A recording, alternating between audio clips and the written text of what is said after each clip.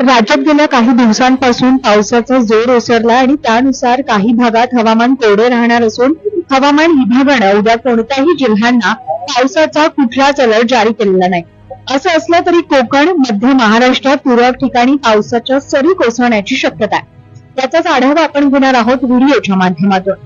मुंबईसह उपनगरात वातावरण कोरडे राहणार असून मुंबईकरांना सध्या उकाड्याचा सामना करावा लागणार आहे. पालघर आणि ठाणे या ठिकाणी तुरळक पावसाची शक्यता वर्तवण्यात आली आहे. मुंबईत उद्या 27°C कमाल तर 22°C किमान तापमान असेल. हवामान विभागाच्या अंदाजानुसार पुण्यात पुढील 2 दिवस ढगाळ वातावरण राहण्याची शक्यता आहे, तर उद्या दुपारी पावसाच्या तुरळक सरी कोसळू शकतात. पुणे घाट माथ्यावर देखील तुरळक पावसाची शक्यता हवामान विभागानं वर्तवली आहे. पुण्यात उद्या 25°C कमाल तर 20°C किमान तापमान असेल. विदर्भात पुढील 2 दिवस तुरळक पावसाच्या हलक्या सरी कोसळतील.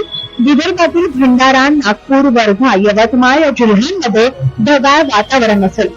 तुर्तास पावसानं विदर्भामध्ये उघडीप दिली आहे, तर काही ठिकाणी मध्यम पावसाची शक्यता वर्तवण्यात आली आहे.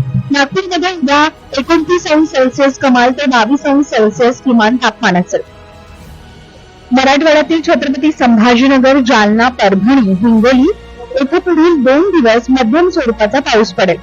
तसेच ताशी 30 ते 40 किलोमीटर वेगाने वादळी वारे वाहण्याची शक्यता आहे. संभाजीनगरमध्ये उद्या 31°C कमाल तर 25°C किमान तापमान असेल.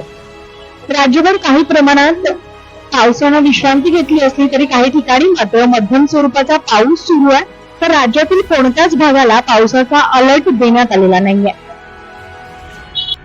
असं जरी असलं तरी कोकण आणि मध्य महाराष्ट्रात मात्र तुरळक ठिकाणी पावसाच्या सरी कोसळण्याची शक्यता आहे.